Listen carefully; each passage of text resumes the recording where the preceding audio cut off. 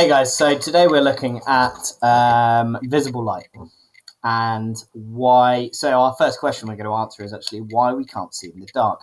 It's a really interesting question, which quite a lot of people, well, there's a lot of misconceptions around this that people come up with, and it's nice to be able to get rid of those. So first of all, we've got this jolly chap here walking through the dark. Now, the reason he can't see in the dark is because there is an absence of light. It seems simple.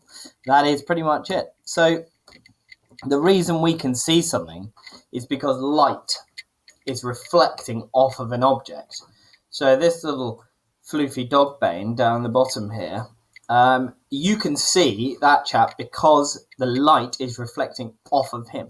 Now the light is giving out sunlight, or white light is giving out all colours of the spectrum. So red, Richard, orange, yellow, green, blue, indigo, violet. All those colours are given out in white light. So whatever the object is made up of, it will be made up of a combination of those colours, and whatever the colours are, those are reflected back to this fly fella's eyes here. So the next important bit to know is that how we see different colours. So why do we see this apple as green? Well, it's because all the colours of visible light are shining at it from a light source like the sun or a light bulb. White light is being shone at it. But the only light that is reflected is the green light in this case, because it is a green apple.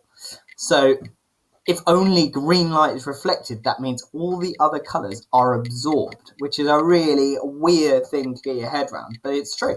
It's that only the green light is reflected, all the other colours are absorbed into it. So you could see that these little arrows are going into it, except for the green, which is being reflected. So what about a red t-shirt? Now, it's a very similar concept. What we have is all the colours, visible light spectrum colours, being shone at it from a white light. And all of the colours are absorbed except for the red.